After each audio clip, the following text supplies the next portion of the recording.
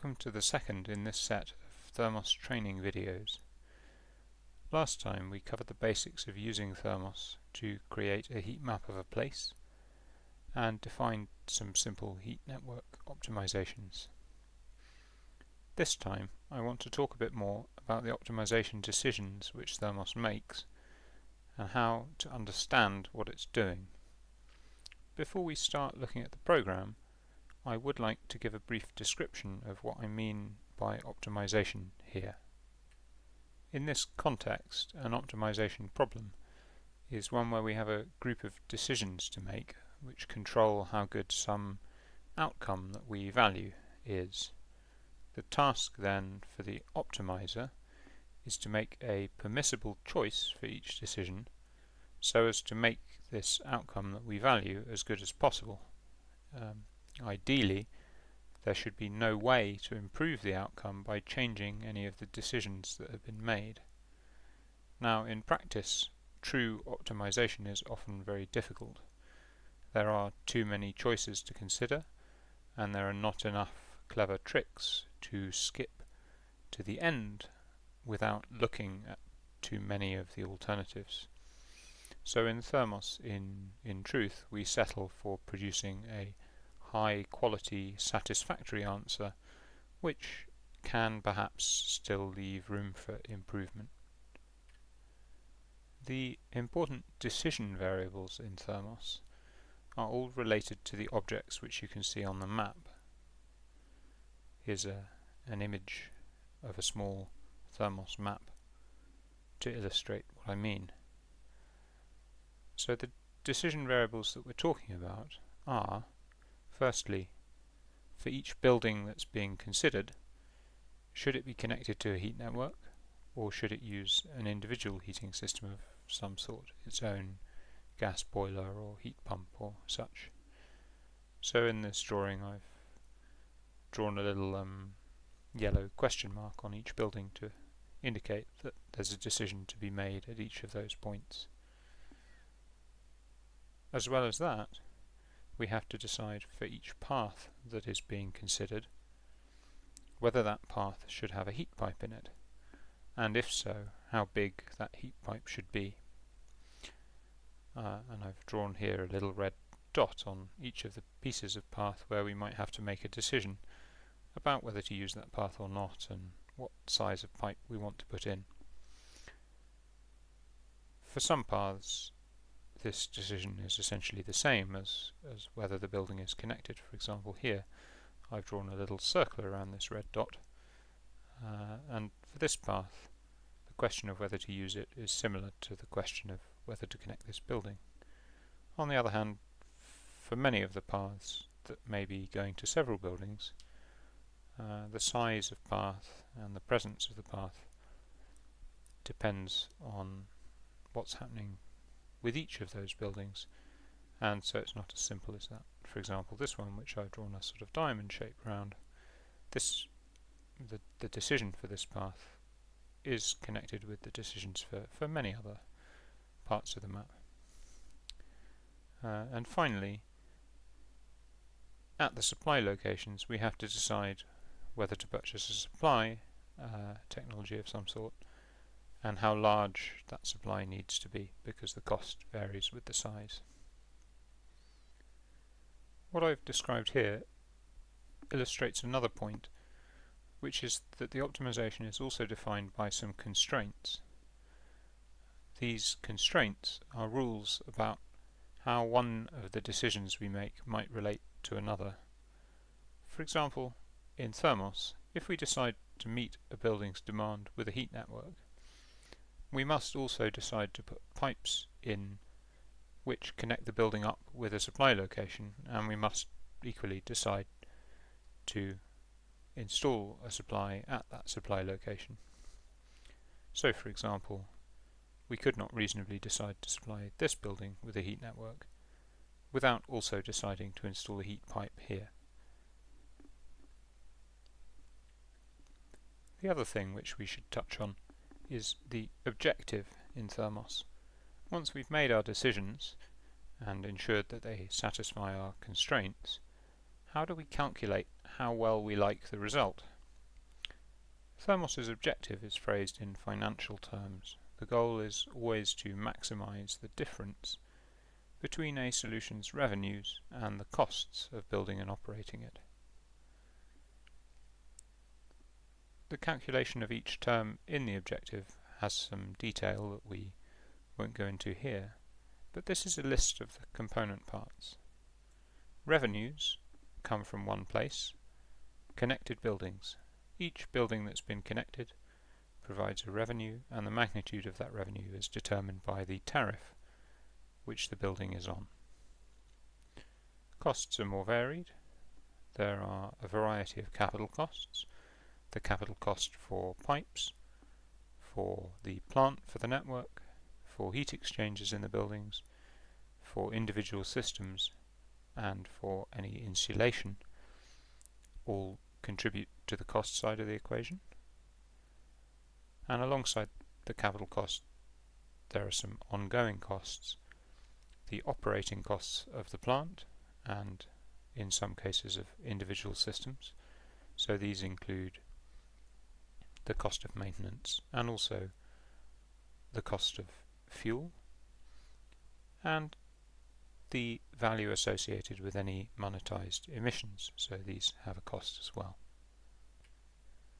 When I say that the operating costs sometimes include the cost for individual systems, I'm talking about the consequences of changing what the objective is describing in THERMOS, and this is possible in the user interface by opening the menu here, going to the objective page and selecting either to maximize network NPV or to maximize whole system NPV. For each of these there's a little description which you can see in the tooltip here that tells you what is and isn't included when you select either option. Now that we've talked about decision variables, constraints and objectives, we can have a look at how these are managed in the user interface. I'm going to walk through the different places in the interface where you can control the decisions that the optimizer is taking and the constraints that it must satisfy. Returning to the map that we created for the previous exercise, let's take a look at the decision variables that we're already familiar with. I'll zoom in a little to find some buildings, turn off the heat map and turn off the base map. So, here's a small area. The decision variables that we've already seen are, of course, building connection, pipe inclusion, and the choice of whether or not to build a supply and how much supply to build. For both building connection and pipe inclusion, the controls work in the same way, and you've already seen them. By selecting a building or a path, like so, and pressing the C key, you can change the status of the selected things from forbidden, which is this grey default, to optional, this nice blue colour, to required, and through back to forbidden again. Optional elements, like this, create a decision for the optimizer. Should they be in or out of the solution? Conversely, required or forbidden elements represent a constraint on the optimizer. The solution must include or exclude them respectively. There's no decision about whether these buildings should be connected. They must be connected, but no valid solution can exclude them. The supply decisions are created when you convert a building into a supply using the S key. For example, I've selected this building and I press S, and we get the supply parameters form that we're used to. Notice here that we're creating both a decision and a constraint. I'm offering a decision about whether to use a supply at this location, but I'm also introducing a constraint, which is that the maximum supply that can ever be produced here is 10 megawatts. There are a few other decisions and constraints which I did not cover in the previous video. These are mostly decisions about individual heating systems and insulation measures, and constraints on things like total emissions and the minimum and maximum sizes of pipework. Individual heating systems and insulation measures are both set up in several similar parts of the user interface. Their types and parameters can be defined in the individual systems page here and in the insulation page here. So let's define a couple of individual systems and a couple of types of insulation. We already have an individual system here, gas central heating, and these are the parameters associated with it. Let's define another one for, let's say, ground source heat pump. Let's say this comes out at 3 cents a kilowatt hour, has somewhat lower carbon emissions, but a more expensive capital cost. Let's say £5,000 as a fixed cost and £15 per kilowatt on top of that. So this has defined us two different types of individual system that we could use. Similarly, we can define some types of insulation. The detail on how insulation works is written up in another part of the manual. Let's call this wall insulation. Say it costs £1,000. It costs £5 per square metre. It has a maximum demand reduction of 25%, and that's only if you apply it to 30% of the wall area of the building. So these changes are a prerequisite for setting up some decisions around insulation and individual heating systems, but the actual control for the decision variables themselves is again found through the map view.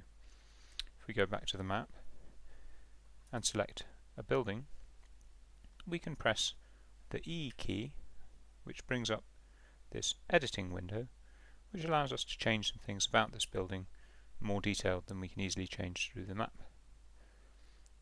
The bit that we're talking about is in these last three columns. We can say the building is eligible for wall insulation, so we've now created another decision for the optimizer, which is whether to give this building insulation or not. And we could also say that the model can choose between these two alternatives for it. Now these choices don't make sense at the moment, or are not relevant, because we've said that the building must be connected to a heat network, but if we change it to be optional, so its connection to a network is optional, and its, wrong button, and its alternative choices are these things, we can say that in a solution to this question, the optimizer will select either that this building is connected to a network and that there's a network available that can meet its demand, or that the building has one of these two options, gas central heating or a ground source heat pump, using the parameters which we defined on the other page. The counterfactual heating system is worth mentioning here, although it's not strictly related to the creation of any more decision variables or constraints. This sets up the counterfactual emissions and operating costs for the building if none of these options are chosen.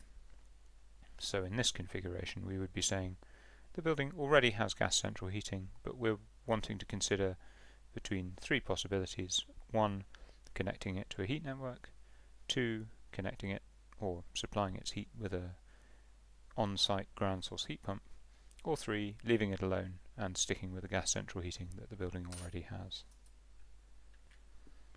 Let's look at the other global constraints which apply to the whole system. Emissions limits, first of all.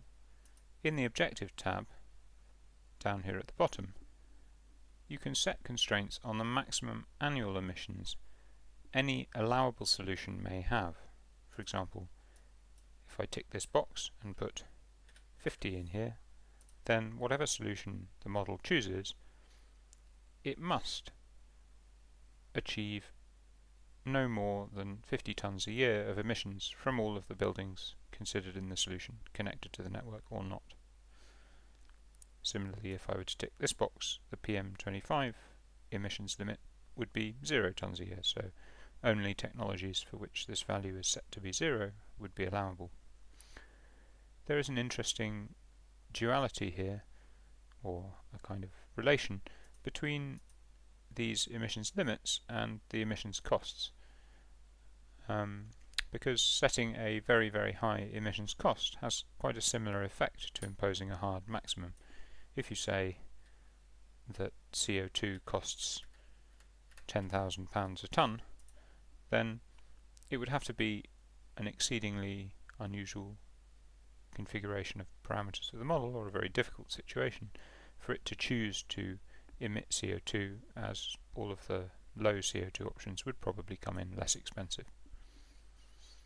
Secondly, we can also control minimum and maximum pipe sizes through the pipe costs page. These parameters are given here. So the minimum pipe size isn't really a constraint on the optimization. It merely determines the cheapest a pipe can ever get. But the maximum pipe size does offer a meaningful constraint. No pipe can ever be put in that carries more power than, well, in this case, a 2000mm pipe would be able to carry. This is quite analogous to the maximum supply capacity that we saw in the supply parameters window. So here, this can only carry, or can only produce 10 megawatts. Equally, all of the pieces of pipe can only carry whatever a 2000mm pipe can carry, using the other parameters in the pipe cost page.